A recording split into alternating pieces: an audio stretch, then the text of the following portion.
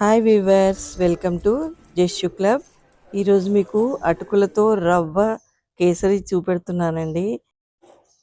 వరలక్ష్మి వ్రతం స్పెషల్ అండి. అమ్మవారికి ఎంతో ఇష్టమైన రవ్వ కేసరి అటుకులతో చేస్తున్నాను.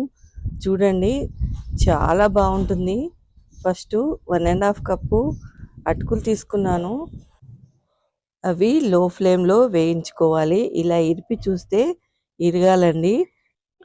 మిక్సీ జార్లో వేసి రవ్వలాగా మిక్సీ పట్టి పక్కన పెట్టుకోవాలి.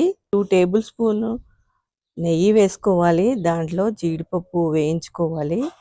అది కొద్దిగా వేగిన తర్వాత కిస్మిస్లు కూడా వేసేసి వేయించుకోవాలండి, గోల్డెన్ కలర్ వచ్చే వరకు. ఈ వీడియో మీకు నచ్చినట్లయితే లైక్ చేయండి, షేర్ చేయండి. కొత్తవారైతే కంపల్సరిగా సబ్స్క్రైబ్ చేసుకోండి. మీకు నోటిఫికేషన్ వస్తుంది, నా వీడియోలన్నీ చూడొచ్చు. ఇలా గోల్డెన్ కలర్ వచ్చిన తర్వాత తీసేసుకోవాలి. అదే నెయ్యిలో మనం మిక్సీ పట్టి పెట్టుకున్న రవ్వని వేయించుకోవాలండి. స్టవ్ లో ఫ్లేమ్లో పెట్టాలి. అది మంచి నెయ్యి పైకి వచ్చే వరకు కలుపుతూనే ఉండాలి, మాడకుండా వేయించేసుకోవాలి. అప్పుడే మంచి టేస్ట్ వస్తుంది.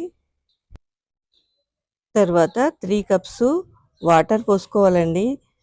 మీడియం ఫ్లేమ్లో పెట్టుకొని మెత్తగా ఉడికే వరకు ఉడికించుకోవాలి. మూత పెట్టి మధ్య మధ్యలో కలుపుతూ ఉండాలి.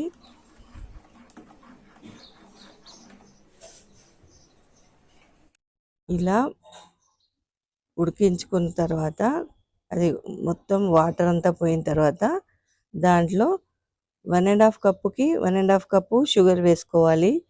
షుగర్ తక్కువ తినేవారైతే 1 కప్పు వేసుకున్నా సరిపోతుంది. ఎక్కువ తిన్నవారైతే యాడ్ చేసుకోండి. కలిపేసుకోవాలి.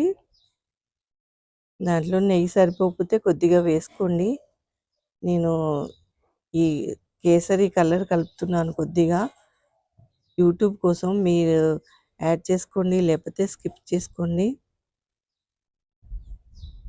దాంట్లోనే 2 స్పూన్ నెయ్యి వేసుకున్నాను. ఈ వేయించి పెట్టుకున్న జీడిపప్పులు కూడా వేసేసుకోవాలి. దాంట్లోనే యాలకుల పౌడర్ 1 స్పూన్ వేసుకోవాలి.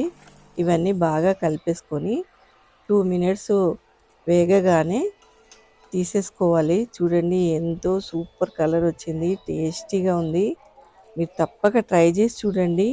ఇది వరలక్ష్మి స్పెషల్ అండి. ఈ వరలక్ష్మికి చేసుకోండి, ఎంతో ఎంతో బాగుంటుంది. అమ్మవారికి ఎంతో ఇష్టమైనది. Thank you for watching.